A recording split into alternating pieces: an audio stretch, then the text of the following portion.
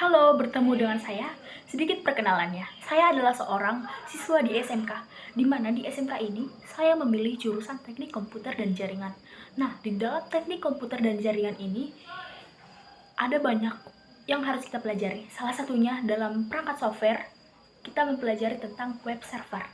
Nah, jika lo ingin tahu lebih banyak lagi tentang web server, jangan ketinggalan dengan video saya.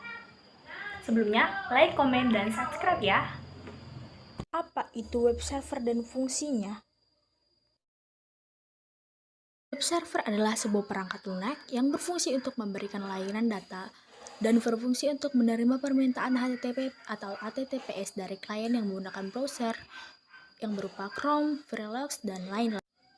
Kemudian, web server akan memberikan respon atas permintaan tersebut kepada klien dalam bentuk halaman website yang umumnya berbentuk format HTML.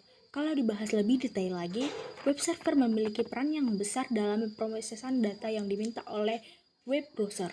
Nantinya, ia akan memberikan hasil atau jawaban berupa dokumen, foto, dan video, dan beragam jenis file lainnya.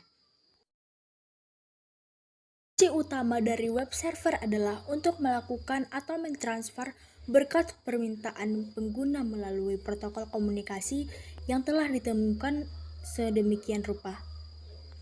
Halaman web yang diminta terdiri dari berkas teks, video, gambar, file, dan banyak lagi. Salah satu contoh dari web server adalah Apache, merupakan web server yang paling banyak dipergunakan di internet. Program ini pertama kali didesain untuk sistem operasi lingkungan Unix. Apache mempunyai program pendukung yang cukup banyak. Hal ini memberikan layanan yang cukup lengkap bagi penggunanya. Terus, bagaimana cara kerja web server? Yang pertama, ketika pengguna web ingin mengakses konten website, browser akan meminta akses melalui internet yang disebut HTTP request. Kemudian, browser mencari alamat IP website yang diminta dengan menerjemahkan URL dalam halaman web melalui Domain Name System atau DNS.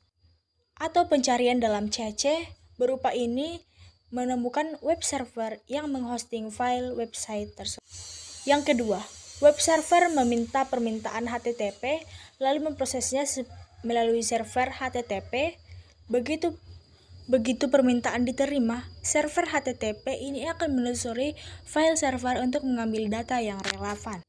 Yang ketiga, setelah itu, web server akan mengembalikan hasil dalam bentuk file website ke browser yang tadi mengirimkan permintaan, kemudian pengguna pun bisa melihat konten website. Kelebihannya, 1. Lintas platform. 2. Adanya komunitas besar serta dokumentasi yang lengkap. 3. Konfigurasi sudah cukup mudah.